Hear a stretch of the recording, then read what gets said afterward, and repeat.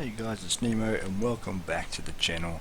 Today's video is a World of Warships video on the Oktyabrskaya Revolutsiya. Now, I'm just going to call it the October. It is the Tier 5 premium Russian battleship. It is the original battleship that had the limited damage control party.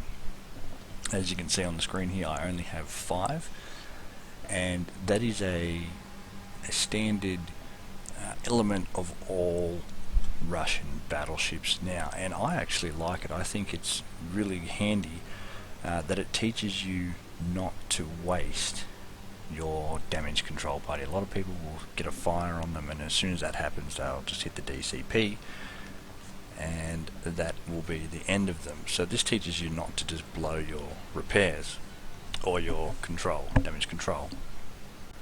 The October has 12 guns in a 4x3 set out, and 2 of them can turn very well. The middle one and the front one, they turn to be able to give you shots on either side very easily.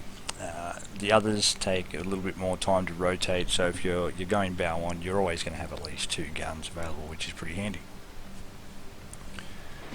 The shots in the back there, where King, I'm divisioned up with King, and we're testing out the armor angles on the Russian battleships. Now they're extremely good because the Russian battleships have extremely thick belt armor, but we were playing a battle the other day where King was angled quite well, and he still managed to get double citadeled by an enemy Vlad in his Vlad, and it was a couple of games before this, so we were testing out the armor and to see if it was trollish. And you'll notice that he fires in a second. I do get penned, but notice where I get penned. Did you see how there's a little secondary battery turret sticking off the side of this ship?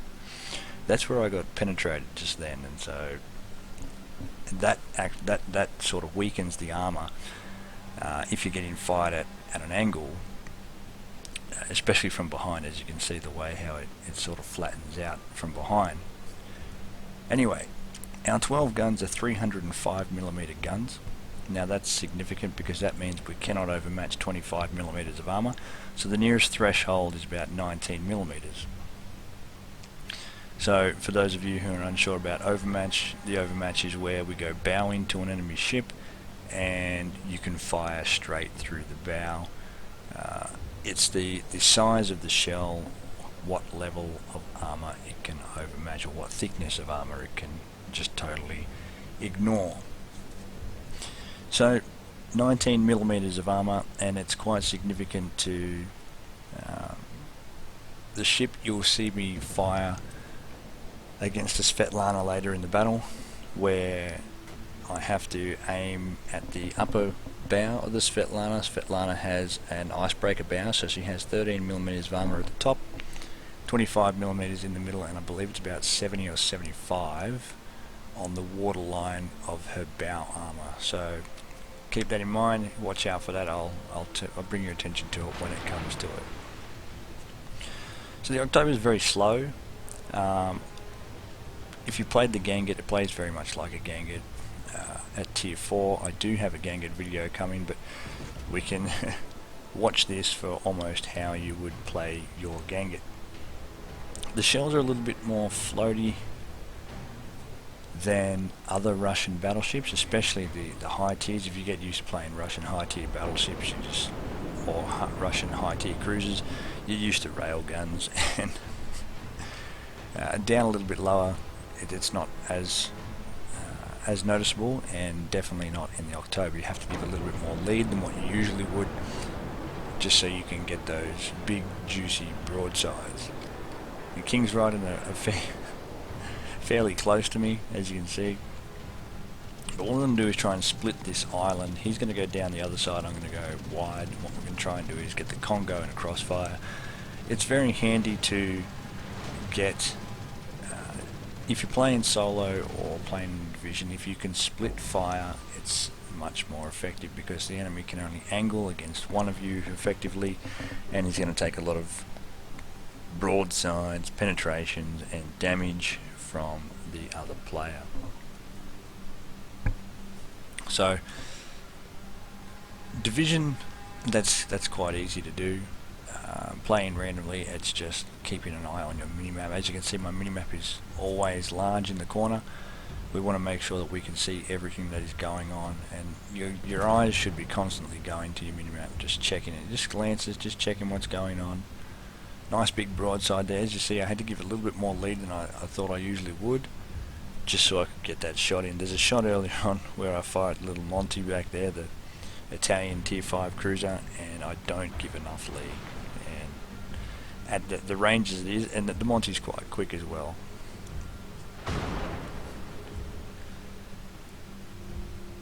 So I've gone into the middle here to split the fire off King.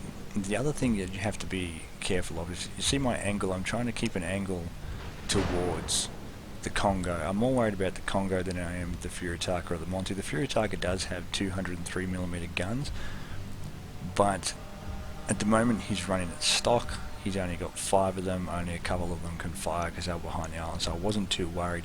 The other thing you have to keep an eye on when you're sailing in a position like this is the other side of the map. As you can see, there's a Koenig coming up, and there's a couple of ships about to enter through the channel on A over towards B, so we need to keep our eye on that whenever you're playing. That's why the minimap is absolutely crucial. Now something's going to happen right here. It'll take about another, not too long. As you can see, the fighters, the CV's planes are coming in. We discussed this after the battle, King and I. Now, King is in everybody's favourite, dare I say, OP Italian battleship. It's a very fun ship, Cesare. But he makes the mistake there of turning broadside. Now what would have been better, as we discussed in hindsight after the battle, is take the aerial torpedoes. Aerial torpedoes are going to do a lot less damage than what that battleship is going to do to you. So if you're going to be bow on to a battleship and you get dropped by aerial torpedoes, you're better off taking minimal damage from the aerial torpedoes than you are from taking full damage, as you saw there, from the battleship. So here's the shot where I just don't give enough lead. King gets the flesh wound, which is really handy. If you're going to die, you should always aim to trade. Trading is the best thing that you can do. If you kill one ship in the battle, then you have at least done your job because you've taken out your opposite number. So he's gone. The Congo's gone. Now the next thing we want to do is, we noticed the mini-map, we've got 3 ships pushing down on the 2 over there, so I'm not too worried about them anymore. They should be able to take out the Marblehead, the Kirov, and the New York should be able to combat the Iron Duke. Should. Need I say should. So Clemson takes out our Barak, and I want to angle now towards the Koenig. The Koenig is the biggest threat here to me. The Clemson is dangerous, yes, but to get his torpedoes off, he's going to have to come within spotting range. Clemson has a 6.1 surface detection with 5.5 kilometer torpedoes. So our Monty is taking the fire from the Svetlana and the Nuremberg down here, so I'm going to, might be a Königsberg. It's a Königsberg. I'm going to take my shots at the Koenig, who has, I think he's gone AFK there. He just disconnects for a sec there by the looks of that. And using my priority target to find out whether he was aiming at me or not, and so I could make that turn. So now you can see I'm sort of angled back towards the cruisers. The Koenig is behind the island there, so he's not really too much of a threat to me. He can only get his back 2 turrets off, if he can get those turrets off at all. See how he can hardly get those turrets off at all? And we're angling to him because he will be the one that gives me the most damage, so, to me. So I'm going to slow down. We still need to affect and defend this cap. Yes, we're in a battleship, but we need to be able to defend what we have helped cap and keep the enemies out if we're going to win the game. So the Clemson pops up. I was going to shoot at the Königsberg. I was waiting for the right shot,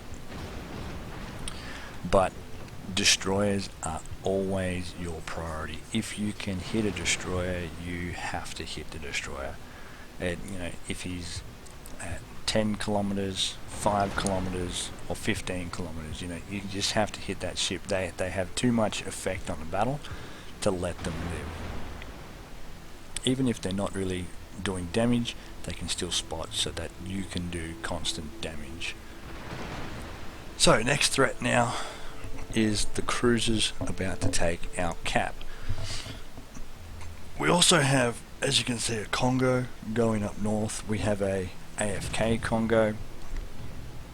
That'll be a threat now to our aircraft carriers, and we've lost a ship down south in pushing the Iron Duke.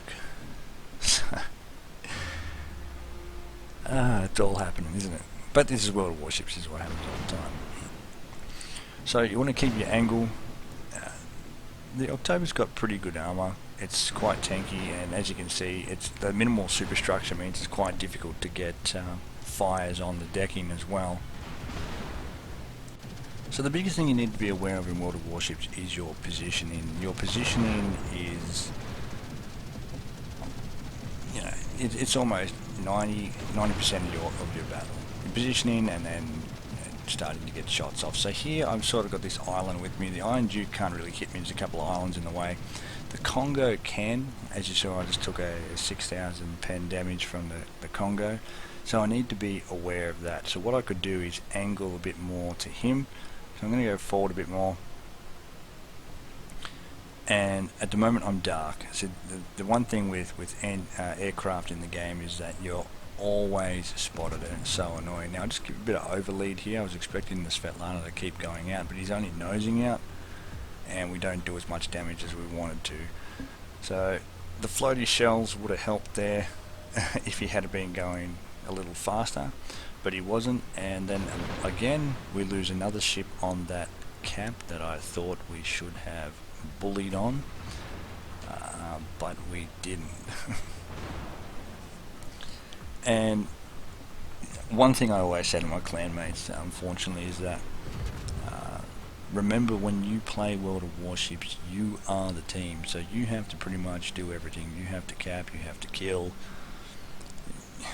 you've got to do it all. You've got to spot, because you cannot rely on teammates to do the job. So if you're doing as much as you can to affect the battle and win the battle, then you're probably going to have better games. I'm not going to say that you're going to win, because you winning will rely on other members of your team doing everything they can to affect the battle. But it doesn't always happen. So one thing that you can do to really affect the battle is stay alive. And I don't mean by stay alive by sailing to the back of the map. I mean stay alive by ensuring that you're fighting your battles one-on-one or two-on-one. If you get caught in a two-on-one, then you need to retreat. You can't do that. You have to be able to fight the enemy one-on-one or two-on-one. You want to make it unfair to them, and that's how you stay alive longer. Adopt a kiting position. Kiting is the most effective tactic in World of Warships. It allows you to disengage quickly, but also most ships have a better rear firing angle than they do have as a front firing angle, and the Oktyabrskaya is no exception to that. As you can see, the way the guns are, the way the superstructure is, the layout there just makes it easier and better to fire backwards. The Gangut does the same thing. The Ismail at tier 6, perfect examples of good rear firing angles. So what we're doing here is we're going to come and help out. We need to save our last ships that are alive. King and I were debating during this whether I should have gone straight for the cap, but the full health Congo versus those 3 ships is going to do a lot of damage. Our Congo's AFK. Be careful of AFK ships, they still can kill you. As you can see, his secondary batteries fire off. Just because his main batteries don't fire doesn't mean the secondaries can't, so you've always got to watch out for that. So a big strike there, no citadel damage, but a lot of Panzate penetrations on that. So once I've done enough damage that the aircraft carriers can finish that guy off, I'm going to head into the cap. So that's what I start doing now. We're down points. we're even on ships, but one of us is AFK, so really we're not even on ships, and that's one thing you've got to be aware of as well. So we picked up the Confederate before. It's always good to get a Confederate, always good to get heroic medals. It makes the battle feel, it makes you feel better about the battle, it makes you feel like you've done something, which is really good. So we've fired at our enemy, and then the Iron Duke, the Congo goes down, so we don't need to worry about him anymore. The Iron Duke is now our problem. The Hermes is coming in to torp me, and we're not going to burn that damage control. As you can see, I haven't even used one of my damage controls yet in this match, and you want to really conserve them. You should be conserving them with any ship, not just Russian ships. It's a little more profound on Russian ships because you have limited damage control, but I'd start practicing that and get used to not burning them as often. So I noticed that the sea cap has been flipped. Now that's the enemy Hosho. That's a very clever play from the Hosho, and to go in there and just stop that. That stops our cap points now, and that's really good play. I think I actually complimented him after the battle just for that maneuver. Whether he played good or bad in the entire battle, doing something like that is just something that a lot of players don't do. How many players think, oh, I'm going to go and park my aircraft carrier in the cap and stop the points? So I'm worried about that over there and getting the spots here. I'm looking for the Iron Duke coming through that I almost missed the Svetlana. I check my, there's the compliment for the CV. I check my map, and there's the Svetlana coming up. Now here is where we're going to. The first salvo is not the one that I was talking about. The punch in through the nose. I actually missed this salvo. Not enough lead, and he turns in. So you've got to be prepared for players turning in, and sometimes you need to make adjustments in that way. But this is where the 13mm of nose armor, so knowing the armor profiles of enemy ships is really handy. The 305mm, as I said earlier on in the game, can punch through 13mm, so we want to go through the top of that icebreaker armor. So you see I'm at the top there, straight through the nose is where we were aiming, and boom, got him. So 5 penetrations, finish him off through the top of the nose. Don't aim any lower. It would have bounced all my shells if I had aimed any lower.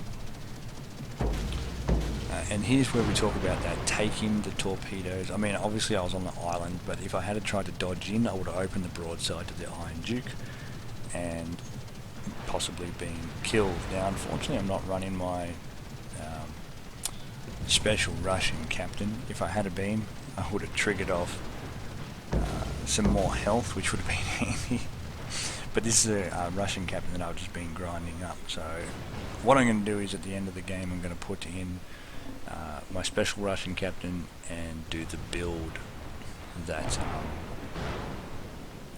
it's just a generic Russian captain, Russian battleship build.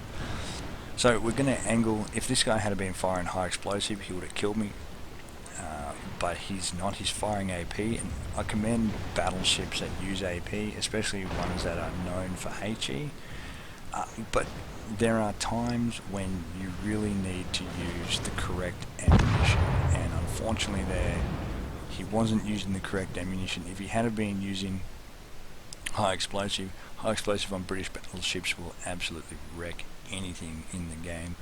And we should win this now with a minute to go, and we have one cap, and then we are stopping the points in the second cap. I pinged the Congo on the map to head over towards the A cap. I mean, it's a minute to go. He's probably not going to get there, but he'd be the fastest ship. The Congo is quite a fast battleship.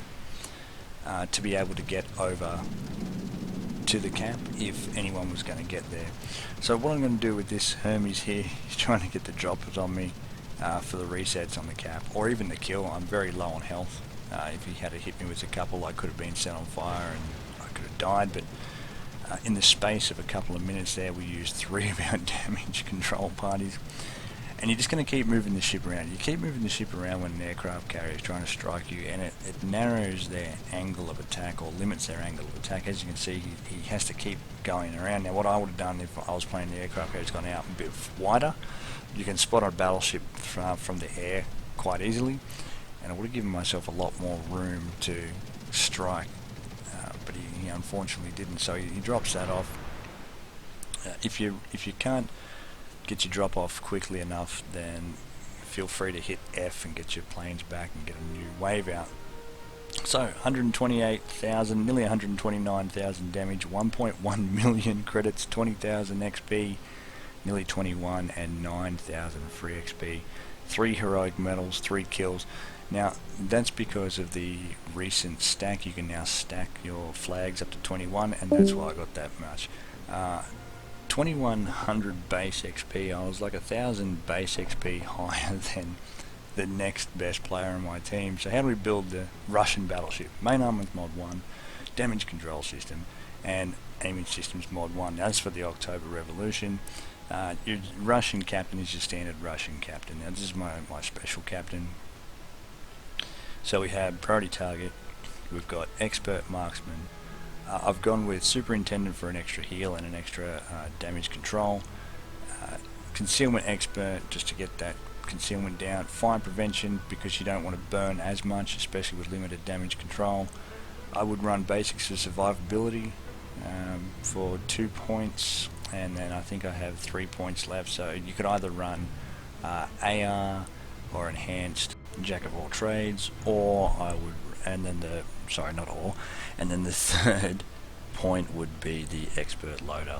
So a lot of people don't like this ship. I reckon this ship is fantastic. If you play the Gangut well, you'll play this ship well. You just have tier 7 matchmaking. That's really the really big difference there. Anyway guys, thanks for joining me, and again, as more than ever, stay safe out there.